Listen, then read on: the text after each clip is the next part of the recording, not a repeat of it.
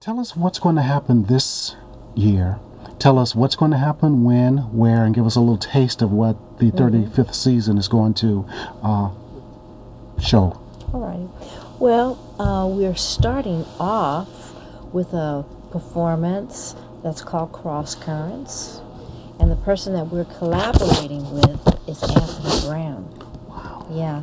And Anthony Brown is also a local composer and musician, and he works with Fifth Dream Music, and he also works with the Asian American Orchestra. So we are creating a piece together, and I think that that piece is very exciting, and it's about the Bay Area. Wow. It's about the migration of African Americans when they came to the Bay Area and what their lives were like. And I think that some of the people who are not originally from the Bay Area don't know really what went on here. And there's a lot of history. Is he from here? He's from San Francisco. And he's biracial? Yes. Okay. Anthony is African American and Japanese. And in the story, or in the performance of Cross Current, part of it is about his life, his family's life, his mother and father, and how they came together and the experience that they had when they were here in San Francisco. So you put these stories together through music and dance. Yes. 35 years. 35 years. Does it seem like it's been that long? You know, it actually doesn't. When I hear that, 35 years, it's astounding to me also. Yes. I know sometimes with AfroSolo, our 15th year this year, I look back and think, who did all that? Do you ever look back and think, wow, who did all this? Or you just sort of that's out of your body moment, like, wow, how did all this good stuff happen? Does that happen to you? Well, it does. And you know what also happens? You see people and they say like, oh, I remember when you did blah, blah, blah, blah. Yes. Or people will come up to you and say that, you know, I used to dance with the company. Or my mother or my grandmother. So, I mean, just a lot of joyous experience. And one of the things that has really been inspiring also is the travel, you know, performing in other places. So that's been very exciting. Good. And sharing cultures with, you know, now, people that live in different lands. I also know that 35 years, there have been a lot of good things that have happened. But I also know, as Langston Hughes would say, it has not necessarily been a crystal stair.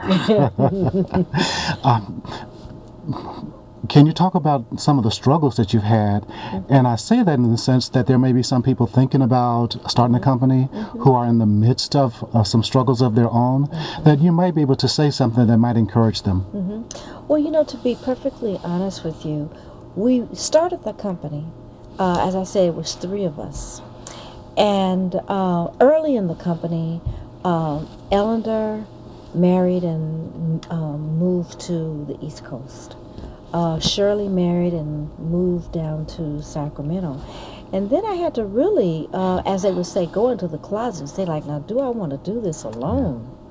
But one of the things that stayed with me was the passion and the excitement about the art, the subject matter, the process, the ability to touch people. I stayed excited about that, and somehow I was able to excite artists and invite them to come along and to take part in the mission. And one of the things that has happened with that is we have all grown. Yes, you have some members of your group that have been with you quite a while. Yeah. Which is pretty astounding. So that's going to be the dates again? April 19th and April 20th at the Malanga Keskalord Center in Oakland. Wonderful. I also want to talk to you about your Passages program. Are you still doing that program? Yes, we have a program that's called Rites of Passage, and it's for young people. And actually, we started Rites of Passage because we wanted to give something back to the community. And we also wanted to help young people with the many challenges that they're experiencing, in pubescence, and to give them a safe place where they could express themselves.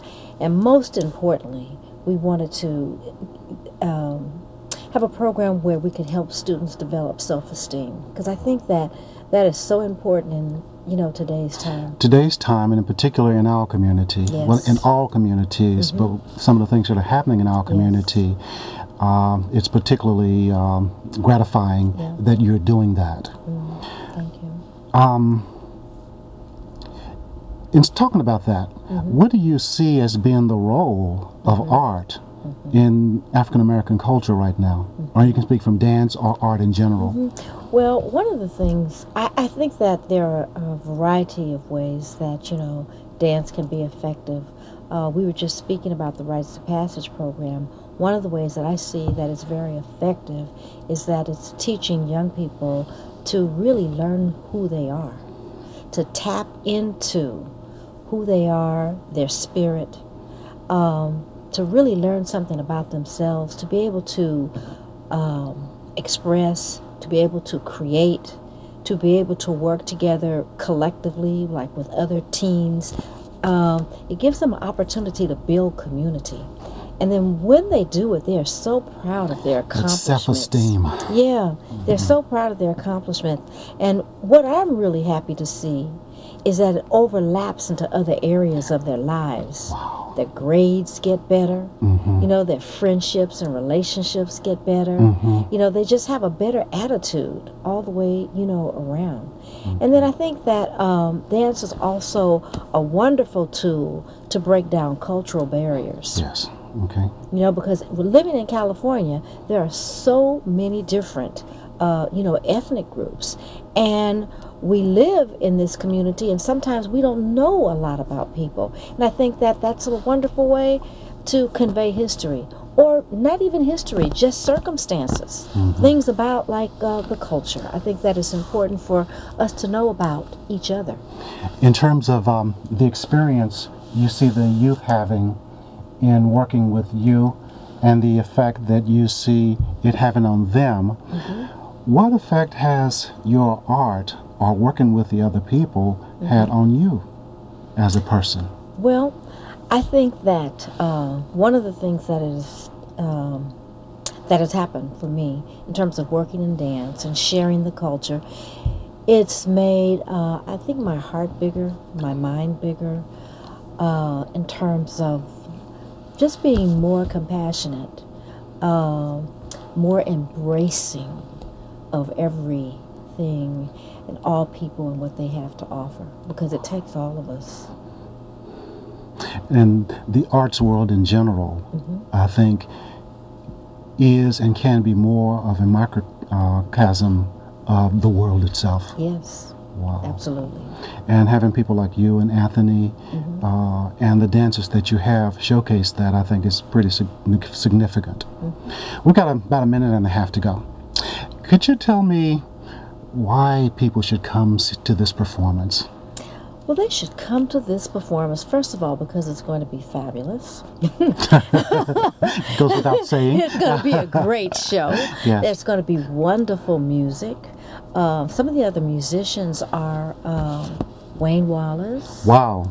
Mark Izu.